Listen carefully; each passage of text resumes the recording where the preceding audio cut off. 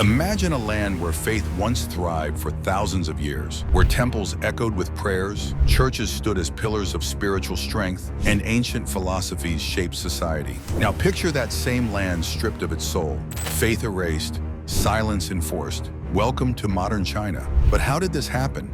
How did a nation so deeply rooted in religion transform into an officially atheist state? Let's break it down. In 1912, China was a spiritual powerhouse.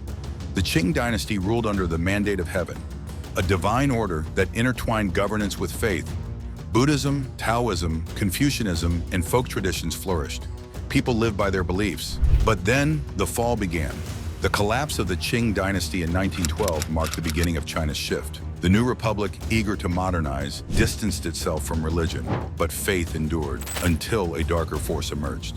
In 1917, Russia embraced communism, and by the 1920s, its ideology spread like wildfire into China. Clashing with the ruling nationalist party, the Kuomintang, a brutal civil war followed, and in 1949, after years of bloodshed, Mao Zedong and the communists seized power, proclaiming the People's Republic of China. But Mao wasn't just a revolutionary, he was an architect of atheism. To him, religion wasn't just outdated, it was dangerous. Inspired by Marxist thought, he saw faith as a rival to the absolute control of the Communist Party. And for communism to reign, religion had to die. The assault wasn't immediate. At first, Mao imposed tight restrictions, aligning religious practices with party ideology. But by the 1960s, his mask came off. The Cultural Revolution of 1966 wasn't just a political purge, it was a war on faith. Mao declared religion a poison. Temples were torn down, churches were padlocked, and religious leaders were arrested, tortured, or killed. Over 1 million people perished in this atheist purge, but it didn't stop there.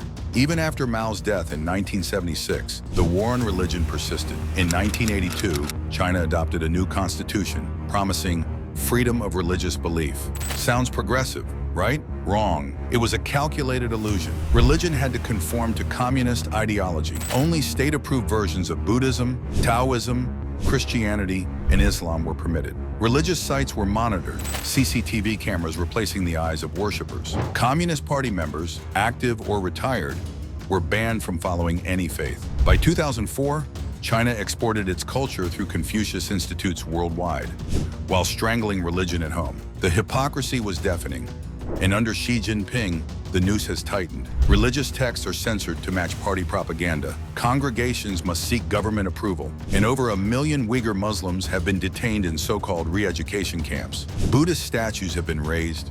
Christian crosses have been torn down. Even spiritual symbols have been sinicized, rebranded to fit communist narratives. But here's the twist. Faith in China refuses to die. Despite relentless persecution, 57 million Christians gather in secret underground churches. Between 300 to 400 million Buddhists and Taoists keep their traditions alive in the shadows. And 15 million Muslims continue to practice, risking everything. So here's the question. If China claims to have killed religion, why does it fear faith so much? If belief has truly been wiped out, why does the regime still demolish places of worship, censor religious texts, and surveil its own people? What is the Communist Party so afraid of? As China races towards economic supremacy, we must ask, has this rise come at a cost far greater than what meets the eye? Is this growth fueled by the absence of faith, or is it progress at the price of freedom? Faith may be shackled in China, but it's far from dead. The battle between belief and control rages on.